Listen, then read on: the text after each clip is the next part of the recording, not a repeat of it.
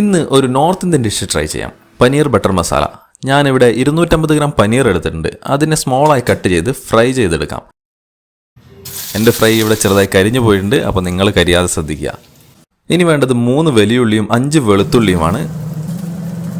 3 വലിയുള്ളിയിൽ 2 നീളത്തിലരിഞ്ഞെടുക്കാം.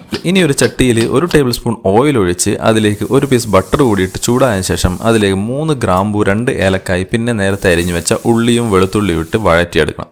ഉള്ളി വെന്ത് വരുമ്പോഴേക്കും ഒരു 3 ടൊമാറ്റോ കട്ട് ചെയ്ത് വെക്കാം. കുറച്ച് ഉപ്പ് കൂടിയിട്ട് കഴിഞ്ഞാൽ ഉള്ളി പെട്ടെന്ന് വെന്ത് വരും. ഇതിലേക്ക് കട്ട് ചെയ്ത ടൊമാറ്റോ 10 കാഷ്യൂ ഇട്ട് വേവാൻ വേണ്ടി അടച്ചു വെക്കണം. ടൊമാറ്റോ വേവുമ്പോഴേക്കും നേരത്തെ മാറ്റി വെച്ച ഒരു ഒണിയൻ ഉണ്ടല്ലോ, അത് ചെറുതായി കട്ട് ചെയ്ത് വെക്കാം. ടൊമാറ്റോ ഓണിയൻ മിക്സിനെ ഇടയ്ക്ക് ഇളക്കി കൊടുക്കാൻ മറക്കണ്ട. അങ്ങനെ ടൊമാറ്റോ ഓണിയൻ മിക്സ് വെന്തിട്ടുണ്ട്. ഇതിനെ ഒരു പ്ലേറ്റിലേക്ക് മാറ്റി തണുക്കാൻ വെക്കാം. ഇനി ഈ ചട്ടിയിലേക്ക് 1 ടേബിൾ സ്പൂൺ ഓയിൽ ഒഴിച്ച് 1 പീസ് ബട്ടർ കൂടിയിട്ട് ചൂടായ ശേഷം 1 കറുവപ്പട്ട ഇലയും 2 ഗ്രീൻ ചില്ലിയും നേരത്തെ ചെറുതായി അരിഞ്ഞു വെച്ച ഉള്ളി ഇട്ട് വഴറ്റിയെടുക്കാം.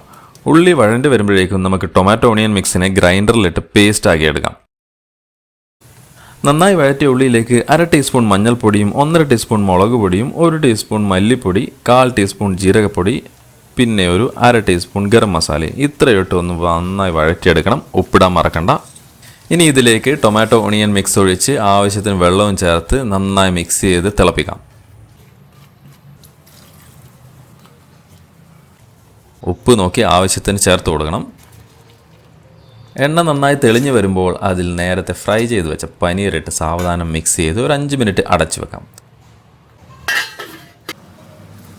5 മിനിറ്റിന് ശേഷം ഓപ്പൺ ചെയ്ത് 1 ടീസ്പൂൺ പഞ്ചസാരയും കുറച്ച് കസൂരി മെത്തിയും ഇട്ട് നന്നായി ഇളക്കിയെടുത്താൽ നമ്മുടെ പനീർ ബട്ടർ മസാല റെഡി.